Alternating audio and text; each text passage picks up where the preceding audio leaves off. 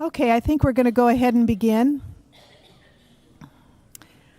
If you've not been here before, what we like to do is just have a 2-3 minute devotional, just to focus our attention on the person who makes this all possible, gives us life, gives us breath every day. And today, Emmy Grace, who is the youngest daughter of Dr. MD, will actually have our devotional. She also is a member of the Health Ministries team for the Greenville Seventh-day Adventist Church. So we're thankful that she is willing to do that for us. So Emmy Grace.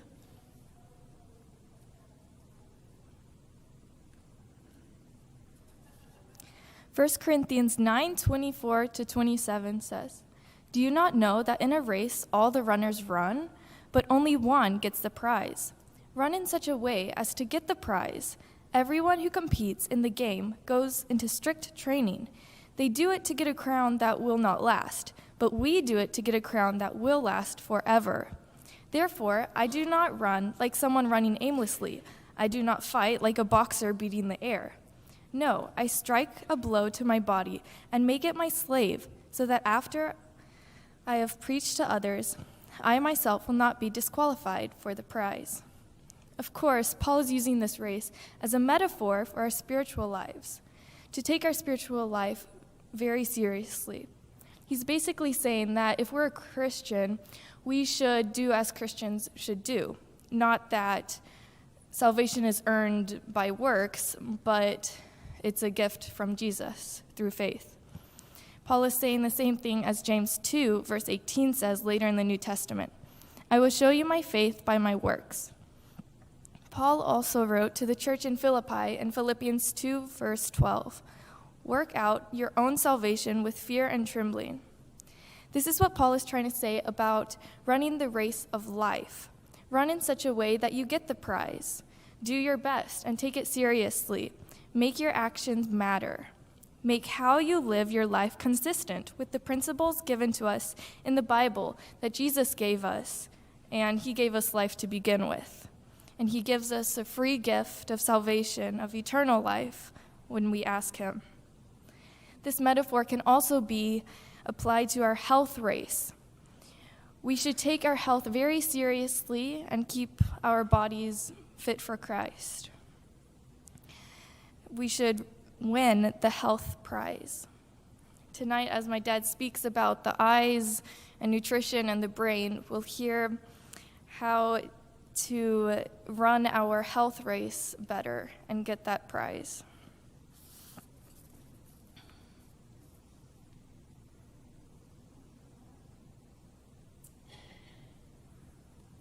Amen. Thank you, Emmy.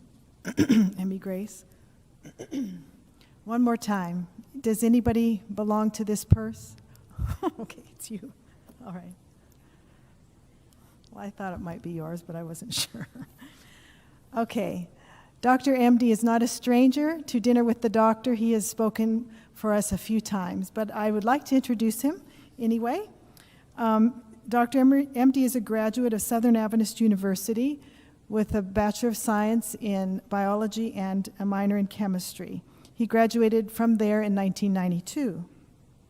And then he graduated from the University of Alabama in Birmingham with a doctor in optometry in 1997, and he has been here in Greenville ever since. He is married to Angela, and they have 3 daughters. So let's welcome Dr. MD, and we know that he has a blessing for us tonight. Thank you.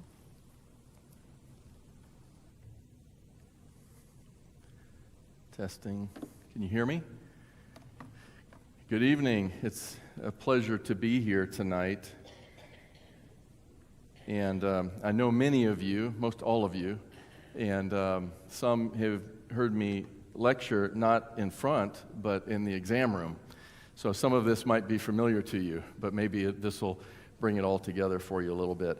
I'm going to run 2 remotes tonight, so if I mix up, forgive me, because I'm going to go forward with my computer and also on the slide behind me. But I'd like to start with a word of prayer, if you don't mind.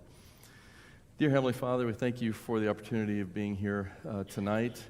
And we ask that you give me clarity of thought and wisdom as I reveal some of the works that your handiworks have made. And we are fearfully and wonderfully made, and it's a pleasure to talk to others about that. And so we ask that you help me to be able to be clear in my presentation. And we ask this in Jesus' name, amen.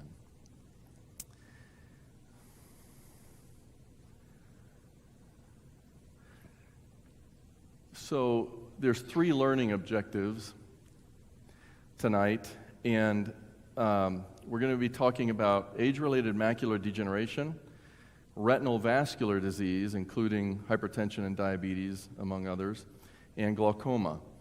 And then we're going to conclude with the connection between macular degeneration, glaucoma, and Alzheimer's and dementia, because if you haven't heard, there's a significant link between all of those.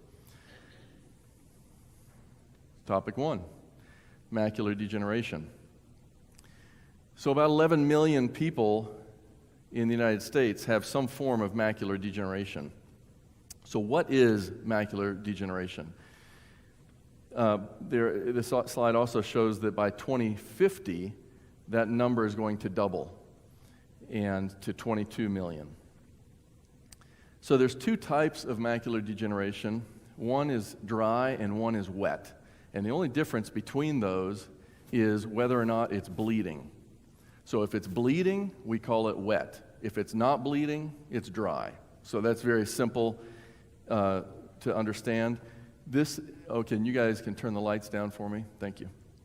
So this is a picture of the normal eye. So you're going to see a few of these pictures tonight, so let me just kind of orient you to what you're looking at. This right here is the macula. There's no blood vessels right there in the macula.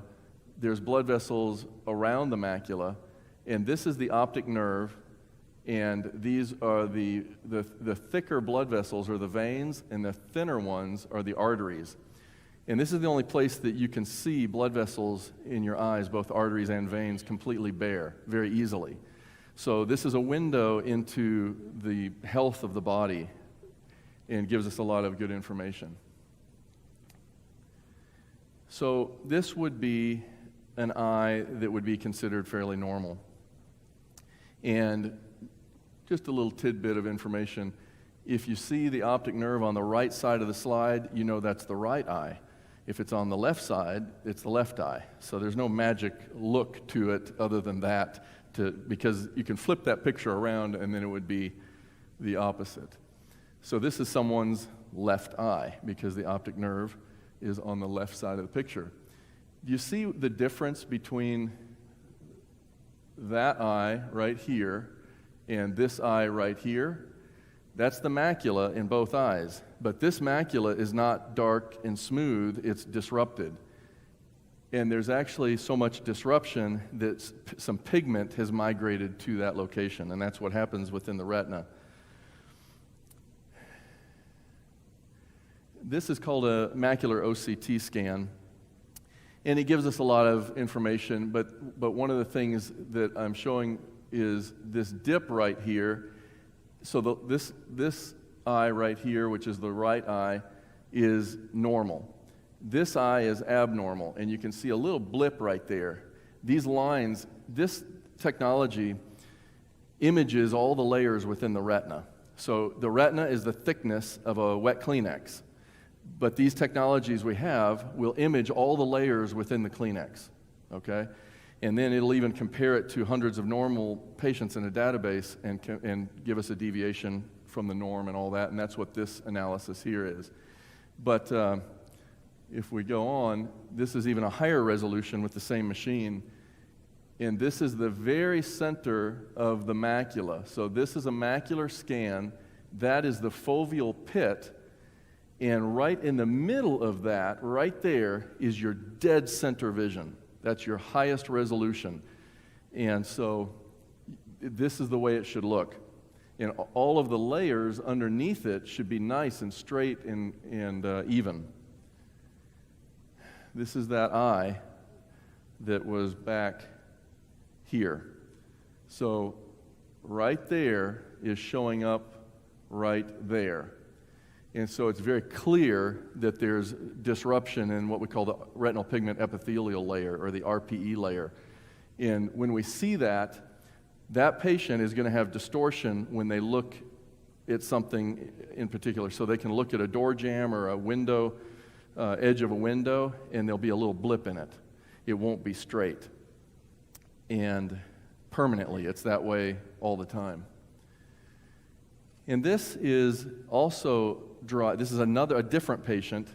And do you see this macula is not nice and smooth and dark either. This one has these white little deposits in there. Those white deposits are called Druzen, retinal Druzen. And Druzen out in the periphery of the retina is no big deal, but Druzen right here is a big deal. Because when you see Druzen like this, that means that that patient is much more likely to bleed and have what we call conversion to wet macular degeneration later. So we don't like to see that. And this is the same patient 2 years later. So here you can see the drusen, a little trace amount of pigment right there. 2 years later, you can see where there's quite a bit more pigment. You remember what I said about pigment? The more pigment you see, the more disruption there is in the retina, the more pigment migrates to that area. So when we see pigment like that 2 years later, we know that there's been damaging occurring and continuing to occur. If you have ever heard of an Amsler grid, this is what it looks like. So in that normal eye, it would look like that. And right dead center where that dot would be, there's going to be distortions and disruption on the Amsler grid. And when we give these to patients to look at every day at home, if they have any changes on that, that's when they're supposed to call us right away, because that's very, very sensitive about picking up retinal bleeds and retinal changes. So historically, dry has been the better of the two. If you were going to pick, which one do you want? Dry macular degeneration or wet macular degeneration? You wanted dry. However, in the last 10 to 15 years, there's new treatments available if it bleeds. And it's an injection into the eye, which doesn't sound very fun, but they numb it so it doesn't hurt usually. And it can literally save the vision. And so dry is by far the most common percent of the cases. But the problem with dry is that a certain portion of those patients with dry macular degeneration will get what's called geographic atrophy. And the prevalence really increases up to over 10% if you're over age 90. In geographic atrophy, so if this is the population right here, 1 in 29 people over the age of 75 have this geographic atrophy, and it's as high as 1 in 4 after the age of 90. So it is not good. Let's go to, I think I hit the wrong button. Okay. And 1 in 29 would be 3.4%. So this is geographic atrophy right here. So again, here's the macula, and you can see there's no darkness there at all. It's just atrophied away. So like if you don't use your arm and you just let it sit there, what happens to the muscle? It atrophies. Use it or lose it, right? And so it just it deteriorates. Well, this person wants to use their retina, but it just atrophied over time. And this is quite sad because there's absolutely nothing that can be done for this. They're really working on it hard to find cures for geographic atrophy, but there is nothing to date. And so this is the other eye right here. And I want to show you this patient of mine that I've seen for years. And he had geographic atrophy, but he had a little strand of vision still right there. And believe it or not, he's 20/20 vision in that picture. And it was amazing to me. I couldn't believe it. And for years, he had decent vision because of that little strand of retina that was left. Well, 2 years later, you can see that island of good retinal tissue right there is still there, but very, very small. Oops, sorry. And this one, he was still 20/20. We could get him to 20/20 vision with that little strand. But 40 to 50% of these patients who have good vision at baseline will lose 3 more lines of vision within 2 years. So basically half will lose quite a bit of vision, and that it jumps to 27% will lose their vision all the way to 2200 in a matter of 4 years. So it's I hate this disease. So that's dry macular degeneration. So we're gonna talk. There is some hope there a little bit. So we'll talk about how to help prevent that. So let's talk about wet real quick. So again, this is a normal retina, and all the layers. This would be like a cross section of the macula right here. So with the photoreceptors and then several layers and the blood vessels behind the retina that supply the retina with blood. Just so you know, the highest rate of metabolism in your body is right there in the retina, in the macula. This is a close-up of what happens in wet age-related macular degeneration. So what happens is these blood vessels down here at the bottom break through Bruch's membrane, and they start what's called a choroidal neovascular membrane, CNV, and that can then break through the RPE layer, that retinal pigment epithelial layer, and start bleeding into the retina, right underneath the photoreceptors, which are out here. And so this is what it looks like right there.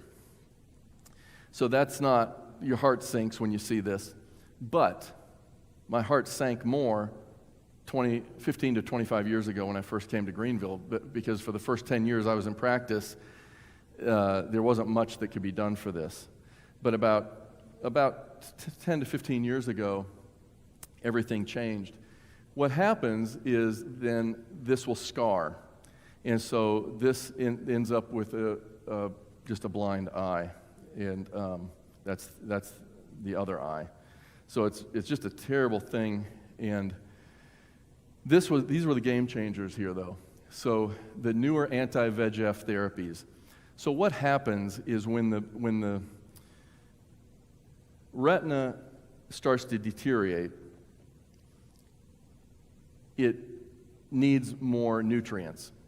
And so it sends out little signals known as VEGF, or vascular endothelial growth factor.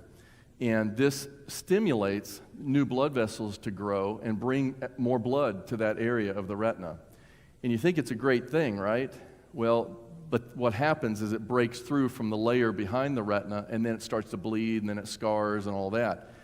So what they found, and this actually came from colon cancer, there was a drug called Avastin, and the same VEGF, vascular endothelial growth factor, occurred within colon cancer, and that was stimulating blood vessel growth to tumors within the colon. And so when they applied this medicine to that, it blocked that. It was an anti-VEGF.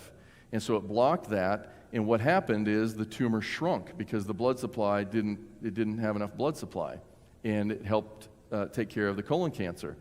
And someone got the bright idea who knew the physiology of this disease and said, hey, that might work in the eye. And so they injected it into the retina, and sure enough, it shrunk these blood vessels. And so instead of my patients who would bleed and usually end up legally blind in that eye, let's say, or 2200, 2400 vision, now they don't get 20/20 vision, but they're held at 20/30, 20/40, 20/50, and they can function with that, okay? So to be legal to drive in Tennessee and most states, you only need one eye 20/40 or better, okay? Now, preferably 20/20 in both eyes, but 20/40, you can still live independently. You can still do fine. And so that was a game changer, and it gave literally life back to wet macular degeneration patients. So that changed everything. So it's not a cure, though. So there's no cure for macular degeneration and no treatment unless it bleeds. So the whole focus for the last 3 or 4 decades, or 5 decades, 50 years, has been on nutrition. And in my opinion, this is where we first started seeing nutrition and vitamins and the discussion, at least, come into mainstream medicine.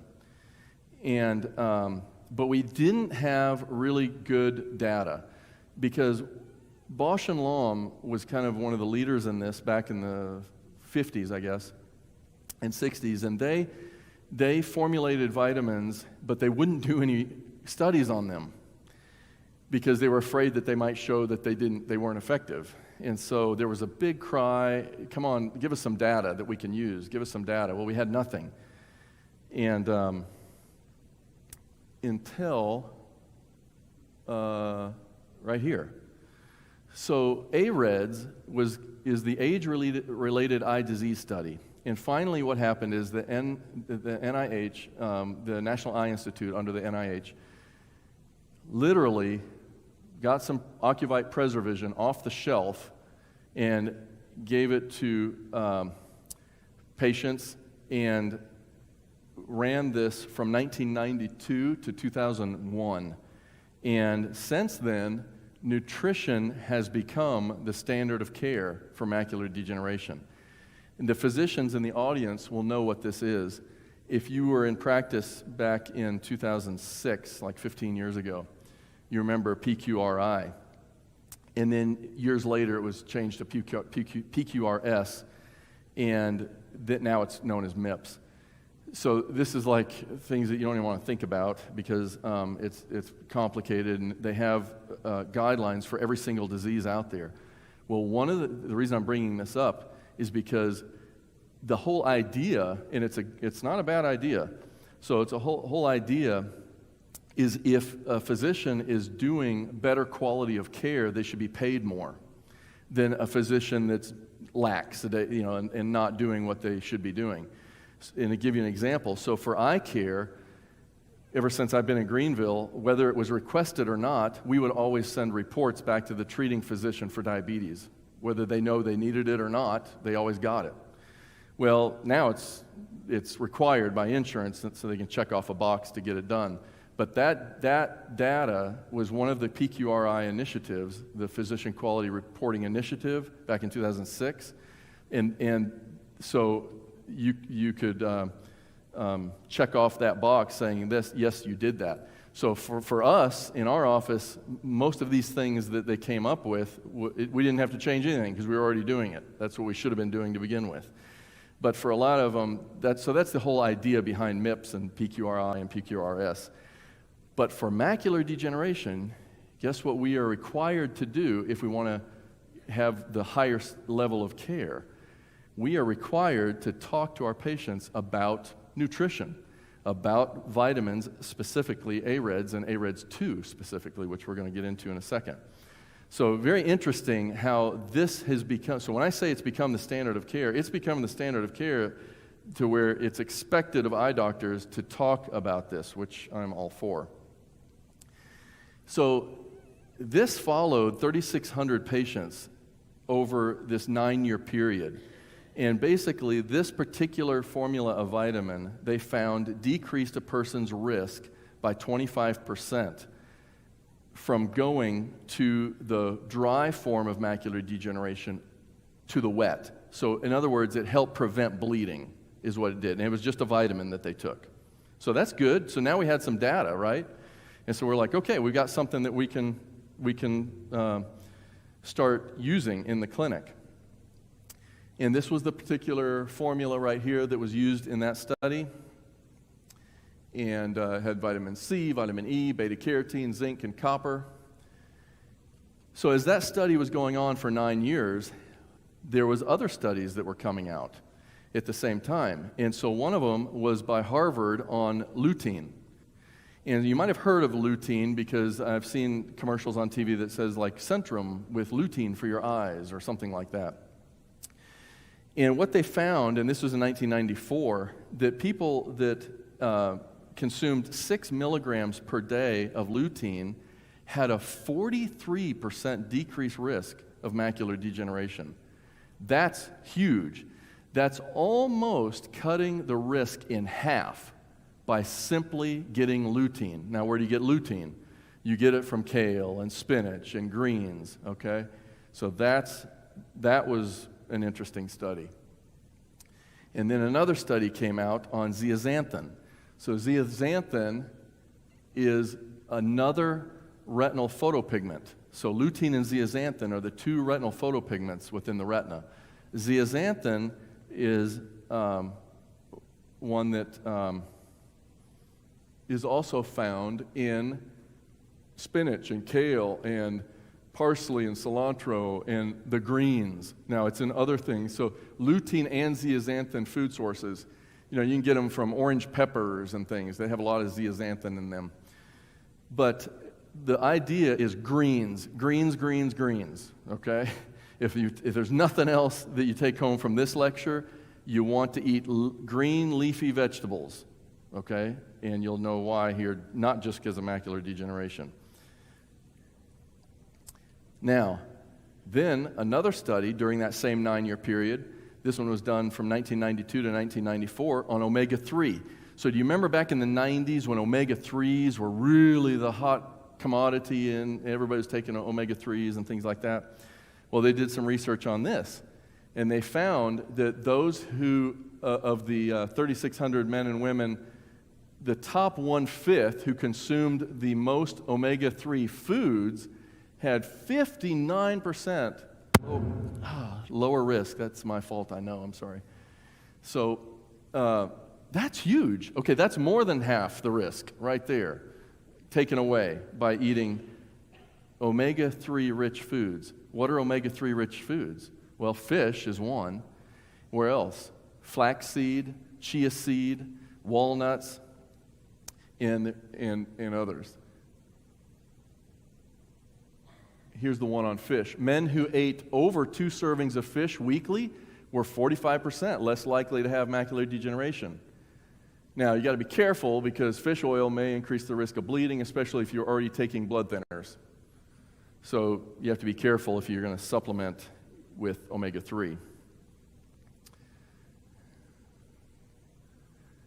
Meanwhile, during that same time period, remember that 9-year period of AREDS going on with different studies coming out, bad findings about beta-carotene in previous smokers, in current smokers and those who have smoked at all in life. And so what happened is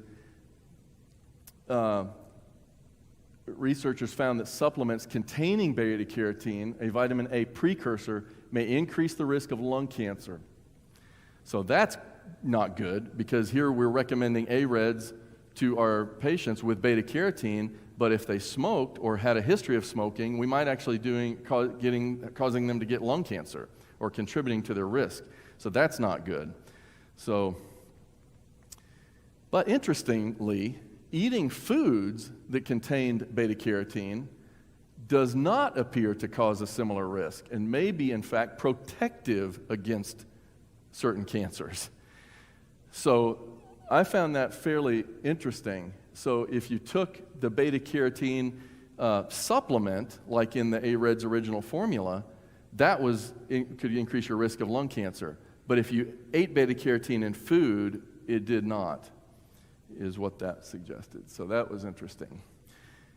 And another study during that same time showed that smokers have a 400% more likely to develop macular degeneration if you smoke.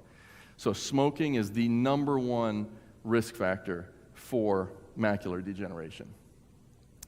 So, given all of this data that was coming out during that 9-year period, they started AREDS 2, which was the follow-up study.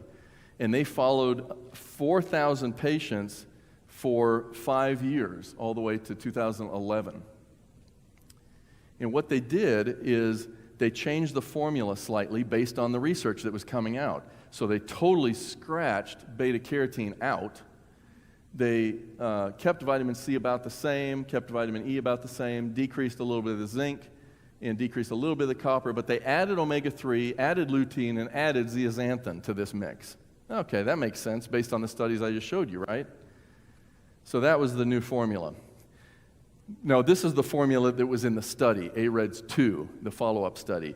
This is a little different than what you would buy now, AREDS 2, off the shelf, because most all the formulas now are based on the AREDS 2 formula. They're not, that doesn't mean they're exactly this, but they're based on the principles of this study. So what did it show? Well, AREDS 1 showed that if you had macular degeneration, it would decrease your risk of bleeding by 25%. This study showed that if you didn't even have macular degeneration, it would decrease your risk by just taking this vitamin by about 10 to 25%. Now, that's not nearly as good as some of the lutein and zeaxanthin and other studies that I showed you earlier, right? But what was interesting is the participants with the lowest dietary intake of foods containing lutein and zeaxanthin had the greatest benefit. What that means is that if your diet was no good and you weren't eating any greens and all that, you had a huge benefit. You're up there 25%, or when I say huge, I mean it's the upper. If you're already healthy and already eating, you might have only had a 10% decreased risk because you're already eating that way. That's what that means. And here's what people could not believe. There was no benefit of omega-3, no benefit of lutein, and no benefit of zeaxanthin at all. Okay? Isn't that interesting? Because I just showed you studies that said that there was. So there's been a lot of commentary about this, obviously, in the eye world. And so what they found was this study, it was a little bit flawed. This did not take normal Americans and run with 3,000 or 4,000 normal Americans. These were highly educated, very healthy, already taking a lot of supplements already, and they then added this, okay? Which to me is a huge mistake. You need to take a normal population. And so that was one of the arguments. And so, but even those people, it helped reduce the risk a little bit, okay? So there was some benefit there. So this is kind of what it felt like, though, for patients that came from the eye doctor, and they're like, well, I think I got all the vitamins the eye doctor told me to get.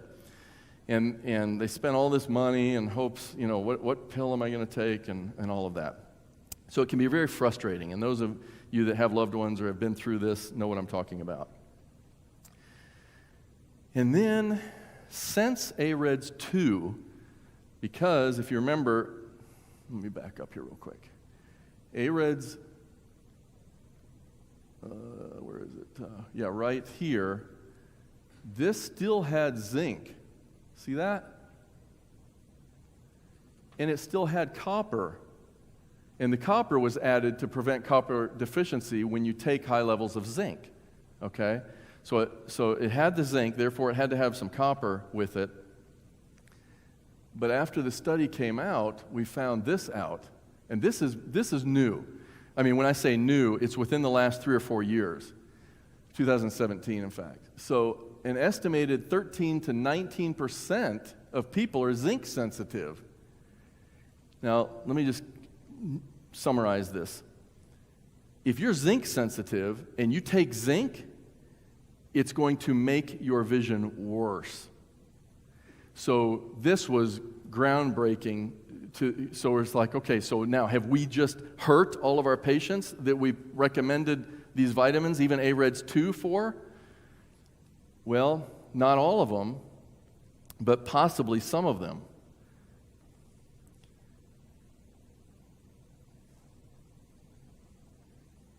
So the AREDS formula, like the original formula, may reduce an individual's risk of progression to the choroidal neovascularization by as much as 85% in certain individuals, but also increases the risk to nearly 300% in those with the genetic profile previously identified, okay?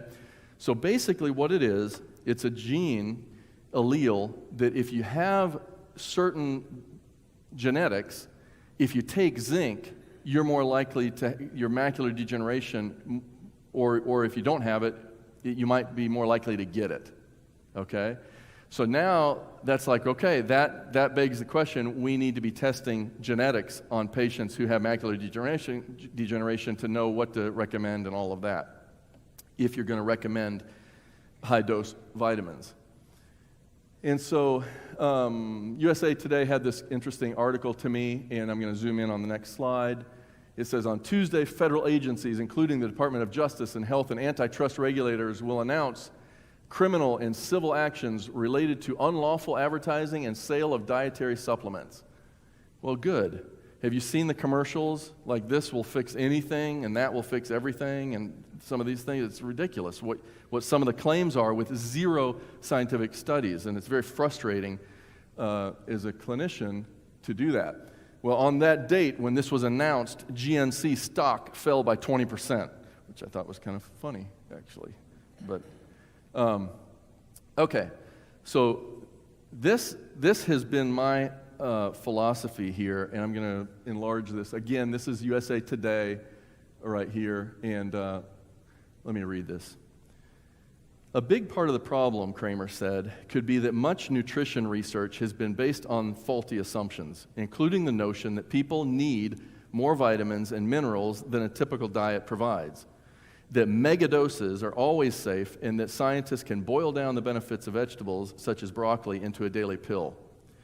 Vitamin-rich foods can cure diseases related to vitamin deficiency. Oranges and limes were shown to prevent scurvy in vitamin-deprived 18th century sailors. And research long has shown populations that eat a lot of fruits and vegetables tend to be healthier than others. But when researchers tried to deliver the key ingredients of a healthy diet into a capsule, Kramer said, those efforts always nearly failed. It's possible the chemicals in the fruits and vegetables on your plate work together in ways scientists don't fully understand. I'm not going to say it's possible, it is, okay? Which can't be replicated in a tablet, said Marjorie McCullough, Strategic Director of Nutritional Epidemiology for the American Cancer Society, which I think is a pretty good source there. This is exactly what I believe. And if you've heard me say this, yes, if you don't mind, if you're going to eat the SAD diet, the Standard American Diet, SAD, Standard American Diet, you're going to expect the SAD diseases, the Standard American diseases. And you will expect the Standard American death, which is also SAD, SAD. And it's sad all the way around, but I'm telling you that if you look at all the data with diabetes, cancer, hypertension, all the eye diseases, which we're going to touch on a couple more here in a minute, foods, fruits, vegetables, grains, nuts, legumes, that's where it's at. That's health. So people want a magic bullet. In Search of a Magic Bullet was the title of this. But there is a magic bullet that God provided in the Garden of Eden, and examples in the Bible of Daniel and nutritional studies, you know, that if you look at the stories and from a nutritional aspect, you'll see that God knew what he was doing. And there's many, many phytochemicals, thousands of phytochemicals in plants that we have no idea what they are. So, okay. So here's my summary for macular degeneration. Don't smoke, period. More omega-3, not necessarily the pill form, but the walnuts or whatever. Less fat, less omega-6. So omega-3 and omega-6. Omega-6 is fried foods, you know, French fries, things like that, inflammatory. Omega-3, anti-inflammatory. They're supposed to be in a 1-to-1 balance in your diet. The SAD diet, the Standard American Diet, it's 25-to-1 omega-6 to omega-3, so because we love fried foods. Eat green leafy vegetables. Eat orange-yellow vegetables. You get the lutein from one, zeaxanthin from the other. So my favorite salad is this, and I might have shown you some of this before. This is a raw kale salad that my wife makes, and she probably stole it from one of you in the audience years ago, but I love it. She's tinkered with it maybe a little bit, but that's the recipe right there. And the best intake of nutrients is through diet and food. It's not always realistic, because especially when you travel, but the average American only gets 2 milligrams of lutein, and they need 10. The leading source of antioxidants for the average American is coffee. Okay? That's where most Americans are getting their antioxidants, coffee. That's pretty sad. And you know the number one vegetable, or 25% of all vegetables in the United States, are French fries. That's not a vegetable, okay? Okay. Now, this came from Harvard, and they found that people who ate 100 to 142 milligrams of vegetable nitrates each day had a 35% lower risk of developing early macular degeneration than those who ate less. Nitrates in vegetables may lower the risk from macular degeneration. Where else can you get nitrates? The findings also did not show a lower risk of macular degeneration from eating nitrates found in other foods like fruit, dairy products, beef, and poultry. You can get nitrates from those sources too, but that didn't help for the risk of macular degeneration. It was the vegetables, okay, the green leafy vegetables especially. Vegetables. So you can consider, if you're not going to change your diet and you're going to still eat standard American diet, then you better consider one of these two, okay? But you might want to get some genetic testing available, which is now covered by insurance just in the last couple of years, and there's now companies that we're using in our office now for that as well. Now let's talk about exercise, because when we mention diet and exercise or lifestyle, that also, exercise, you can't leave that out.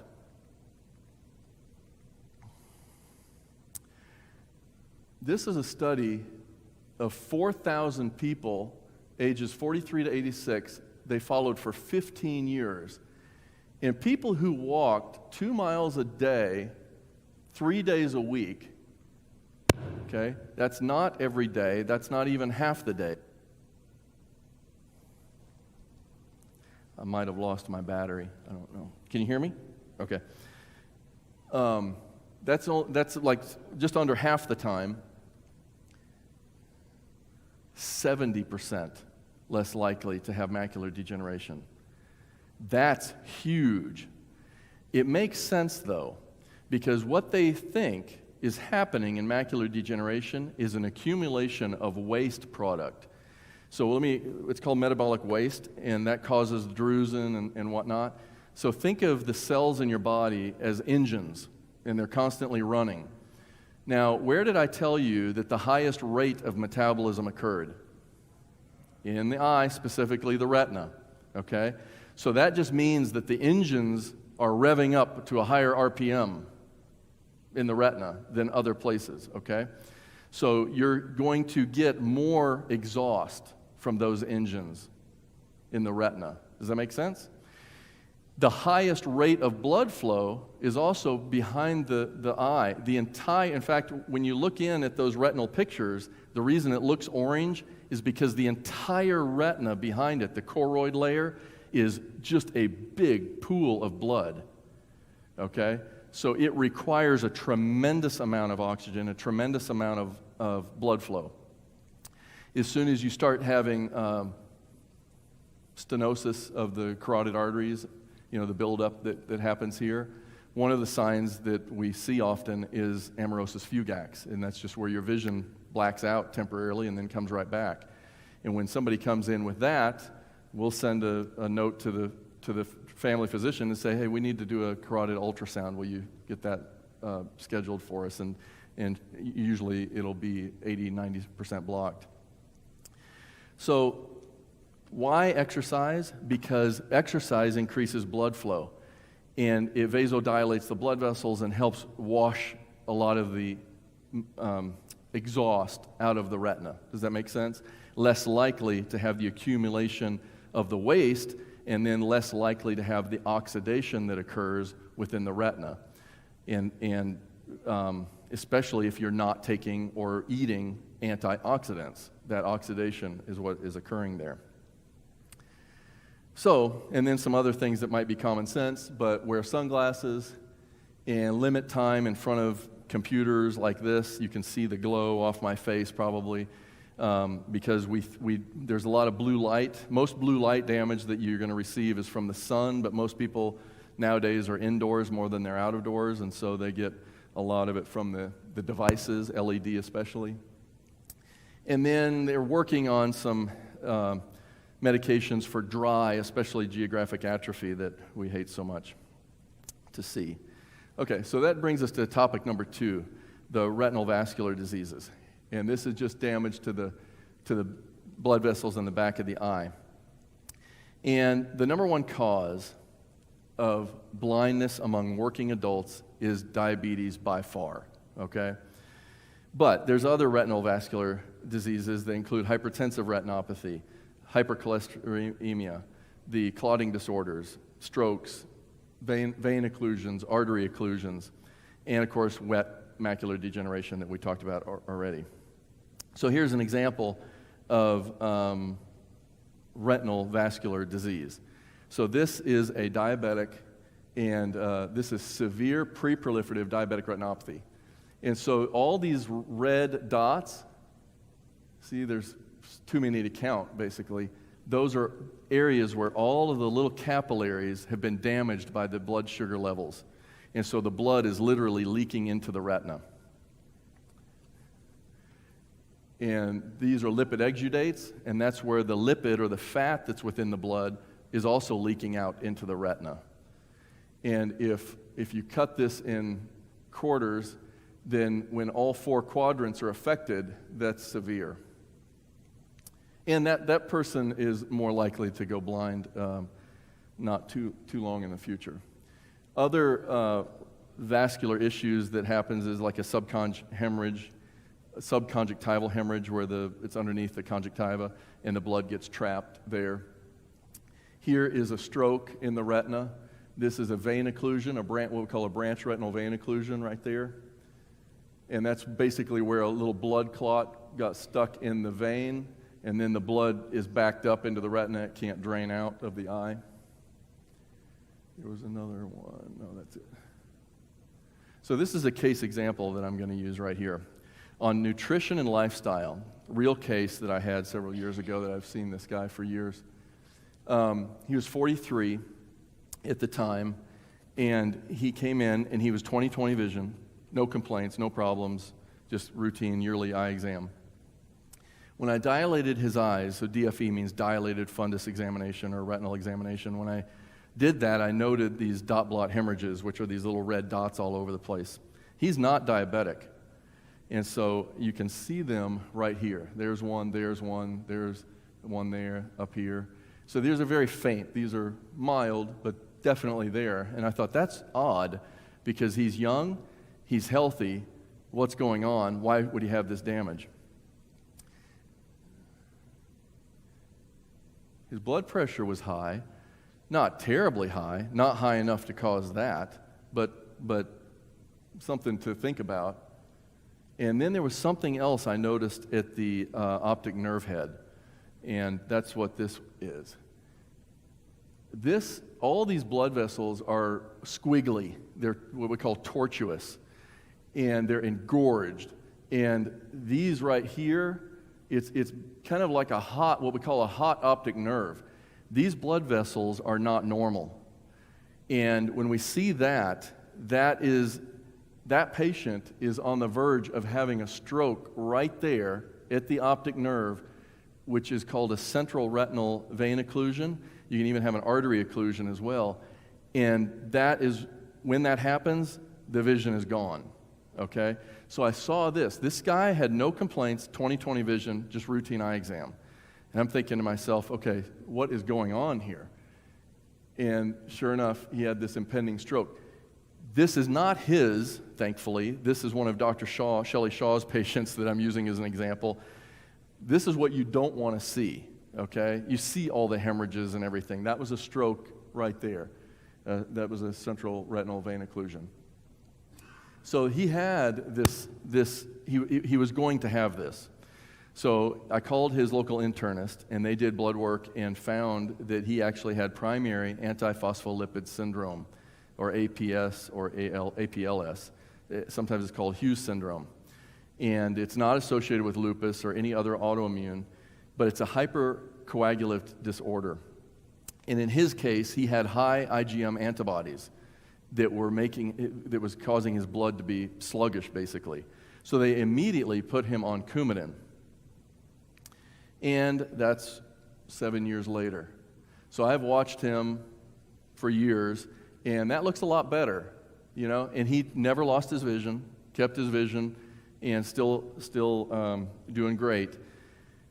But 1 year later, he came in, and I saw that it was starting to get hot again. So if you look at this, that's pretty calm. You want a nice pink rim tissue, but here you can see that it's kind of red. And when it's red, that means there's more blood that's getting stuck there again. So this was a kind of a hot optic nerve as well. So I called the internist again, and come to find out his triglycerides were really high as well.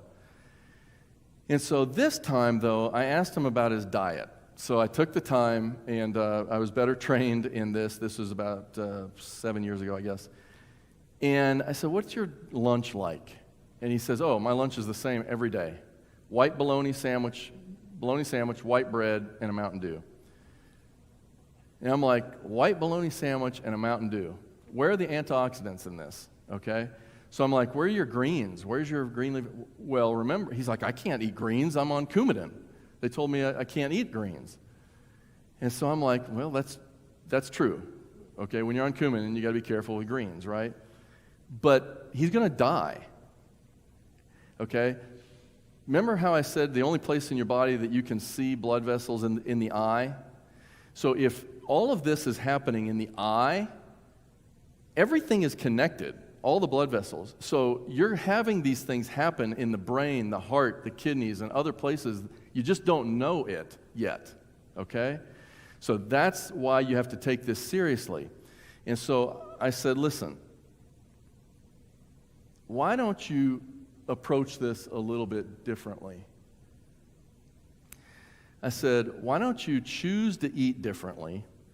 And I stressed the importance of the fruits, the grains, the nuts, and the vegetables, especially the greens, and how important it is to keep our bodies healthy.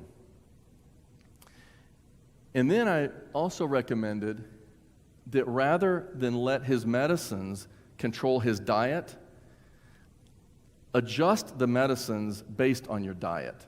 So have the same exact amount of kale or spinach at the same time every day, and then have your physician adjust the Coumadin levels to that.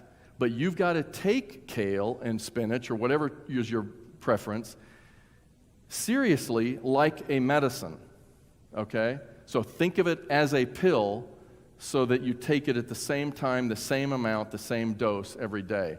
Then it's consistent, and it's not going to mess with your Coumadin levels, and you won't be at risk. Every day, okay. But I could tell he wasn't buying this, all right? This is my eye doctor telling me this. What am I thinking? So I wrote a letter to his internist explaining my recommendations, and I also recommended that he see a retina specialist. Now, I prefer Southeastern Retina Associates here in Johnson City. They span all over, but I work with the guys in Johnson City every day, and they are very, very good. And so if you're seeing one of them up there, you're in good hands, and that's where I would take my family. So I sent him up there, and guess what the retina specialist said? Now, I didn't put it in my note to the retina specialist either. He did this on his own accord. And he recommended that this guy start green, leafy vegetables. He recommended fish instead of the processed meat and less caffeine, which I didn't even touch. You mention caffeine to somebody and they're about ready to bite your head off. Okay, so I saw the patient back, 2017. Guess what? Blood pressure basically normal, and he wasn't even on any blood pressure medicine. He listened to the retina specialist. So that's okay, as long as he's taken care of. Now, he said, well, when the retina specialist and you said that, then I guess I had to listen. But he changed everything. He changed his diet, cut out the bologna, cut out the processed meat, cut out the white bread, cut out the caffeine, all of it. And he felt wonderful.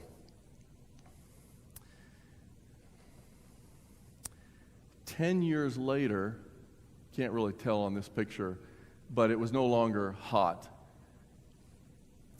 And the question I have is the same question I have for you, is this patient going to continue to run his health race determined to win it? Remember our Bible text that we had? Run the race as to win the race. Take it seriously. And so that's the question I have in the back of my mind. So that moves on to topic 3 here real quick. So glaucoma.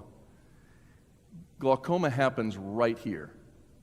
But when you go and get a glaucoma check, we're checking your pressure up here, okay? Because 60% of people that have glaucoma have high pressure up here, but that pressure pushes back here and damages the optic nerve. But 40%, 30 to 40% of people never have high pressure and they still have glaucoma. So glaucoma is really now focused right there on the optic nerve, and that's where all of the data is being emphasized. So right here, the optic nerve, you want it to be like a pink donut with a nice little, about 30% cupping in the middle right there. That's a very, very good, healthy optic nerve versus this one. You see the cupping here, the indention or the crater that's in the optic nerve is huge, like 80, 90%. And the donut, when I say donut, this rim tissue right here should be nice and thick and pink. This is gone. I mean, there's hardly just a little bit around right here. So this is an eye disease. But recently, when I say recently, within the last 10 years, this is reclassified now as a neurodegenerative disease. And why? Is because the optic nerve is direct extension from brain tissue. So now you got to remember that the only place in your body that you can see brain tissue completely bare is the eye. Okay? So now it opens up a whole new world of what we're going to be talking about here. I'm going to skip forward. So you can start losing your side vision with glaucoma, and this is talking about the crater that develops as there's 1.5 million neurons right here, and in glaucoma, those neurons die away slowly. Atrophy. So these, again, this same technology that we were imaging the retina earlier, the macula, we can use it to image the optic nerve. And there's the cupping. It does all this analysis and gives us a whole bunch of information there versus this one. So this is a normal one. You have a lot of retinal nerve fiber layer coming off the optic nerve. That's the right eye. This is the left eye over here. Versus this one, where it's flagging these red and yellow and a whole bunch of things saying, hey, look, be careful, this has a lot of cupping. So basically this is red because it says, wake up, doctor, don't miss this, because this is what happens in glaucoma. So it's nice to have these technologies like this that help us detect that. So let me go forward here a little bit. Here's some lifestyle activities that raises your eye pressure, which I found kind of interesting. One is playing high wind instruments such as oboe, drinking coffee makes your eye pressure higher. certain yoga positions and inversion tables, that can make your pressure go higher. Wearing tight neckties. I had a professor in optometry school that would never wear a tie because he says, I don't want glaucoma. And lifting weights can cause increased pressure. Exercise lowers the intraocular pressure decreased after aerobic training, but only temporarily. And physically fit people who are hikers and things like that, they, in general, they have better. Man, what am I doing? Sorry. So they have better chance of having a lower eye pressure, but when they quit exercising, that benefit goes away. So the only proven treatment that we've got right now for glaucoma is lowering the eye pressure with medication, eye drops, or surgery. And there's several different surgeries that can be done. Until 2016. So, maybe it'll keep you awake. So, read this with me. Dietary nitrates found in green, leafy vegetables reduce your risk for glaucoma, according to JAMA, Journal of American Medical Association, Ophthalmology, by 21% for primary open-angle glaucoma and 44% lower risk if you just eat the spinach or the kale, okay? There's a common denominator here. So a few years ago, Dr. Khanna, who was the neurologist in Greenville until he abandoned us to Newport, he spoke here on, and Rhoda is his wife, in case you didn't know. He spoke on diets that are high in fruits, nuts, grains, vegetables, along with other lifestyle changes, dramatically reduced dementia and Alzheimer's disease in over 1,000 patients, okay?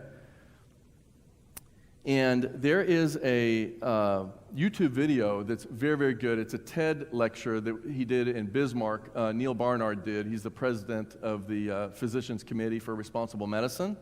It's about a 16-minute video. And he talks about the Chicago Health and Aging Project, or CHAP. And this followed 10,000 people in Chicago over a period of, 17 years, I guess, and studied what they ate.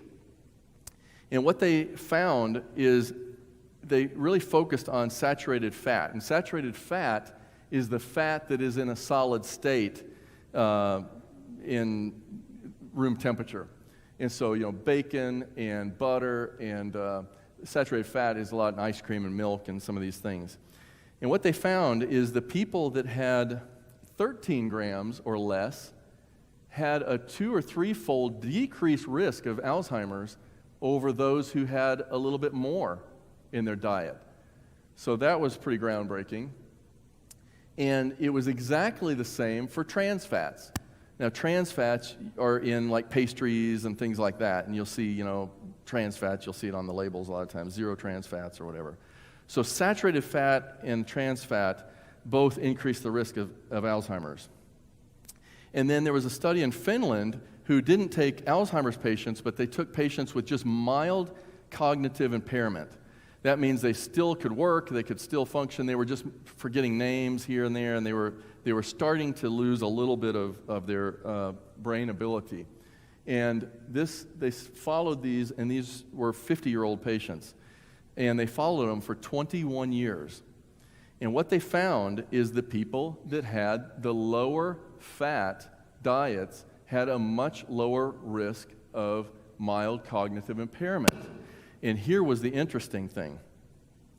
So you've heard of probably the ApoE4 gene or the ApoE4 epsilon allele gene for Alzheimer's. So if you have this gene from one parent, your risk of Alzheimer's triples. If you have it from both parents, your risk of Alzheimer's is 10 to 15 times higher, okay? So there's a huge genetic component to Alzheimer's. So you can get 23andMe, or you can get some of these genetic tests, and they'll tell you whether or not you have this ApoE4 allele right here, ApoE4. So what they found is that in these patients who had this gene, if they had a low-fat diet, it basically turned off this gene, okay? So let's go back. So this is the normal population right here. So people that had a low-fat diet, but people who had the gene and they had a low-fat diet really decreased their risk, okay? So the take-home message on this is if you have the gene, thank goodness you know that you have it, because just eat a low-fat diet and you're going to almost turn that gene off as if you almost don't have it, okay? And that's what the epigenetics, if you've heard of epigenetics, the expression that's around, epi means around, the genome, the genes, that's what they found, is that there's like 2 million switches in these epigenetic code that's around the gene that turn on and off the gene, the expression. And so epigenetics, we don't have time to get into, but it's amazing. So what happens in Alzheimer's is these neurons secrete this beta amyloid, and you get these plaques in these beta amyloid plaques within the brain that aren't supposed to be there. And they kind of look like this kind of meatball or rust there. And the reason that it kind of looks like that is because it not only has beta amyloid protein, but it also has iron and it has copper within the amyloid plaques they're finding, okay? And so what happens is these oxidize. So if you leave your iron skillet out into the rain, what's going to happen to it the next day? Rusts, okay? Same thing with copper, and you know this from pennies. So if you take 3 pennies and you put them outside and sit there long enough, they're going to look like this because the copper oxidizes, okay? So what helps with oxidation, blocking oxidation? Well, and antioxidants in general. That's why they're called antioxidants, right? So lettuce, you know the secret when you make a salad or something, or you cut an apple in half, the non-GMO apples, at least, will brown quickly. But if you put orange juice on them or lemon juice, it will prevent that oxidation from occurring because it's so high potent vitamin C in there. So vitamin E is an extremely powerful antioxidant. So vitamin E, 8 milligrams a day of vitamin E cut Alzheimer's by 50%. Okay? That's significant. All right? And then, where do you get vitamin E? Well, vitamin E is found in there's 8 different kinds of vitamin E's found in foods. So you think, well, I'll just take a vitamin with a lot of vitamin E. No, because here's what they have found. If you take the vitamin, out of the 8 types of vitamin E, vitamins only have 1. And too much of one will then reduce the absorption of the other 7. So it's actually more detrimental to take vitamin E in a pill than it is not taking it at all. So how to get it? The foods. So what PCRM did, the Physicians Committee for Responsible Medicine, is they sent this, you remember the food pyramid? Who remembers the food pyramid? You remember back in the 80s and 90s? So the food pyramid, they felt was outdated based on current research. So they sent one to the USDA that said, hey, why don't we have one based on some of the latest research and recommend fruits, grains, legumes, and vegetables to people? And they didn't get a response. So they sued the USDA just to get a response. Well, it worked because in 2011, amazingly, the USDA came out with their new MyPlate. And this is the current guidelines, what we still operate, and this is good through 2025. And so they have, it's similar, fruits, grains, vegetables, and they call it protein instead of legumes. But legumes are protein, right? So in this group, and then dairy. But in the small print, what counts is protein can be legumes. They can be all the other plant-based proteins that are out there, and the dairy can actually be like soy milk. So it doesn't have to be cow milk, it can be plant-based. And this is called MyPlate. And you can go to myplate.gov, and you can look at all kind of, and that's eeringly similar to a salad I showed you earlier. And that's what the government is now recommending as your diet, just so you know, which is, I applaud them. And there's an app for everything, and there's an app you can get that even counts your fruits and vegetables for you to make sure you get enough. So now, one final thing before we close is let's talk about this link between Alzheimer's disease and glaucoma and macular degeneration. So this was last fall. This is brand new. The cardinal features of Alzheimer's disease include the extracellular accumulation of amyloid beta. Remember those meatball plaques that are rusting? And then tau is another one, so I'll skip that. Neuroinflammation and brain iron accompanying deposits together lead to progressive neuronal death and dementia. Basically, all that's saying is that this rusting and this oxidization, okay, leads to free radical accumulation and leads to inflammation within the brain. And that's what neuroinflammation is. And then the article goes on to say, October 2020, the accumulation of amyloid beta and iron in Druzen, remember what Druzen are in macular degeneration, the hallmark of macular degeneration, and amyloid beta and tau in retinal ganglion cells, which is in glaucoma, that's the nerves within the optic nerve, those are called retinal ganglion cells. The main retinal cells, glaucoma and accompanying inflammation suggest, and you can't read it maybe on that right there, but let me read it to you. Suggest overlapping pathology, okay? So what they're finding is that those meatball rusting things that have iron and some copper in them and whatnot, they're also finding beta amyloid with those types of substances as well within the optic nerve and within the retina, okay? Just like in Alzheimer's. And so that's not good.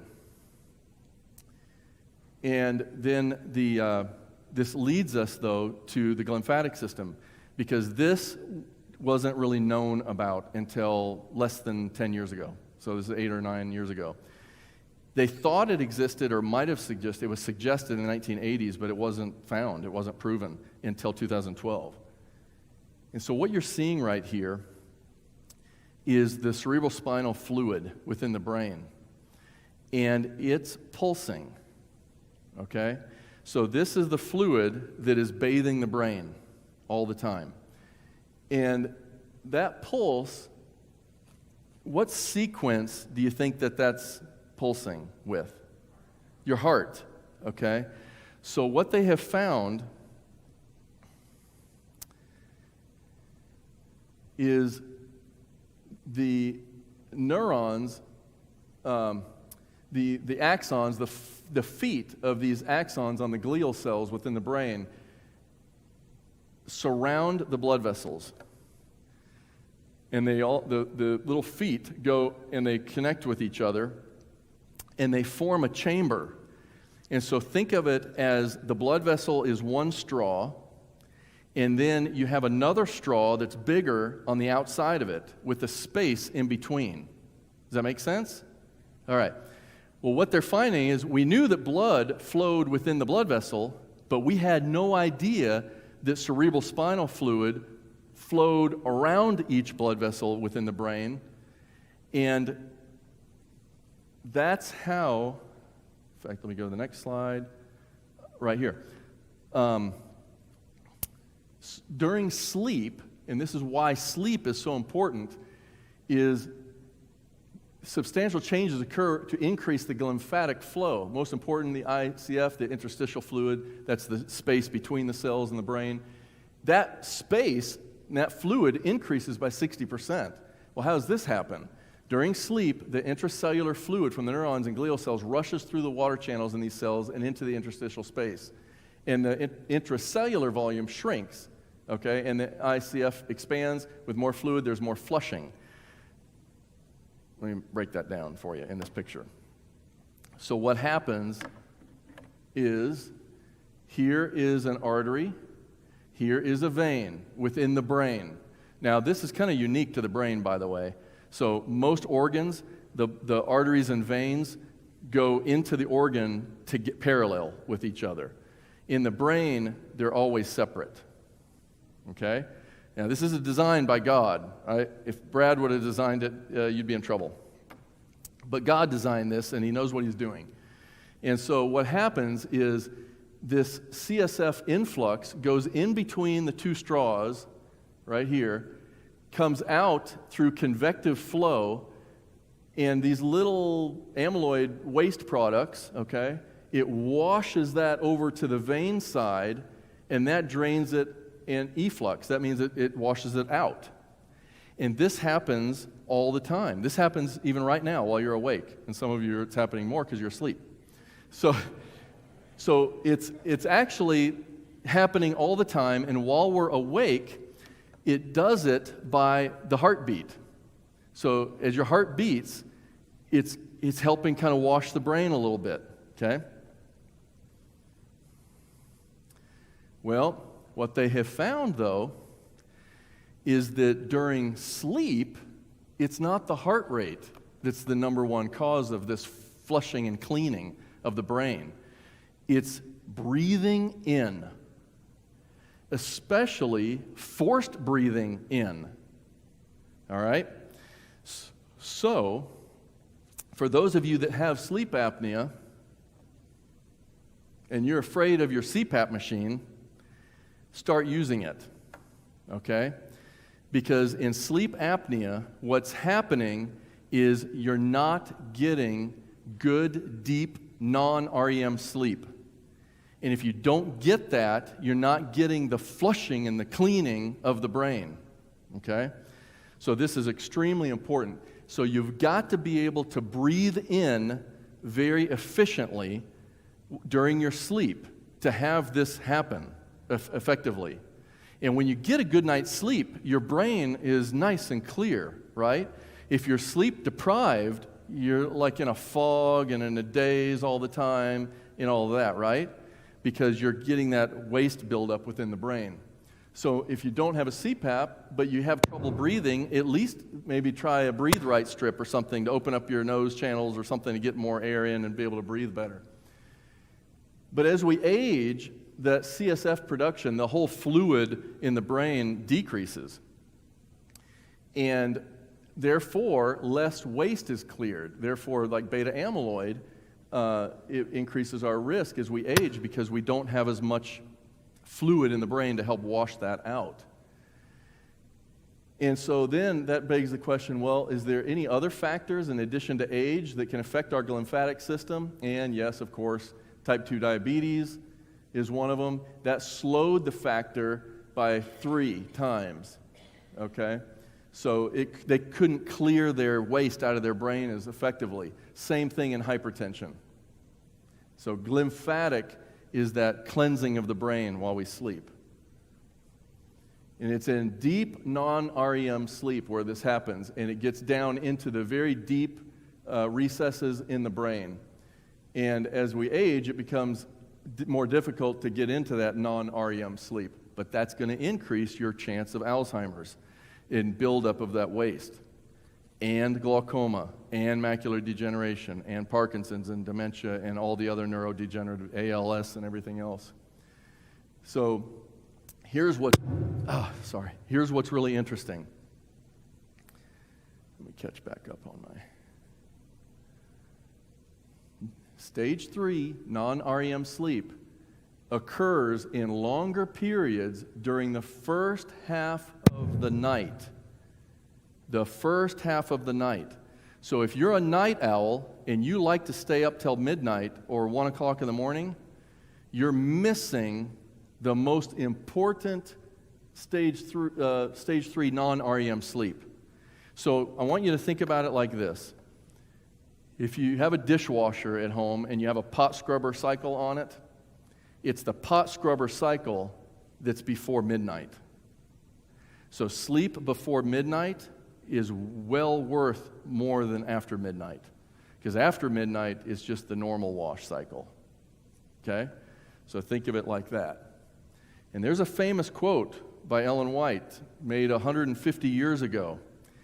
And I know from the testimonies given me from time to time for brain workers, that means people who use their brain instead of their muscles more at work, that sleep is worth far more before than after midnight.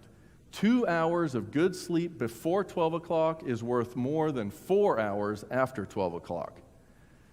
And she said this 150 years ago. Very interesting to me. So I hope the information tonight will not only help you and your families decrease your risk of blindness, but to consider taking the health race that we all run more seriously. And run in such a way as to get the prize. And God wants us to be healthy. He's provided food for us, and He's provided information that we can accept or ignore, but He wants us to have life and have it more abundantly. And most all of the research, at least most of it that's not sponsored by, Coca-Cola or Folgers or whoever, is showing that the plant-based foods that God's original diet in the Garden of Eden is the healthiest. And that diet, men and women were able to live, over 900 years. And so there's something to that. And I'm not saying that you're going to live 800 or 900 years, but maybe you can decrease your risk of less suffering. And I'll tell you a quick story, and then that's it. My grandfather lost his vision from macular degeneration. And he was about 85 years old. And it was going wet. And I remember him going through the stages of grief. So when you lose your vision, you go through the same stages of grief as when you lose a loved one. And he was in the anger stage.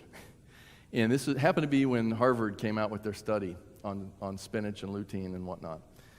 And so he's like, Brad, he says, I've eaten spinach all my life, and I've still lost my vision. I'm like, yeah, but Grandpa, you're 85 years old.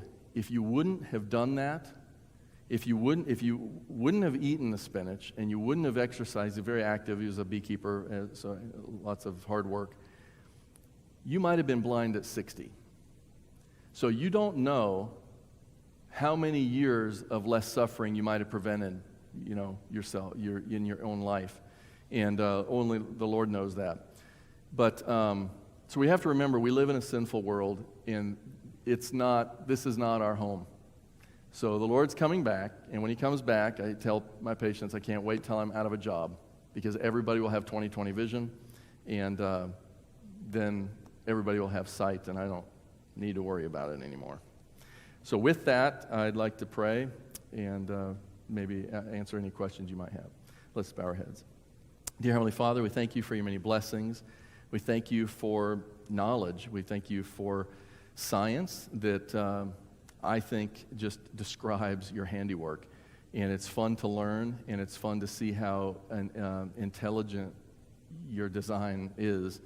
And I just pray for every person that is hearing my voice, that they and their families are blessed as a result of coming tonight. I ask that You give each of us a safe travel home, and may You come quickly. In Your name I pray, amen.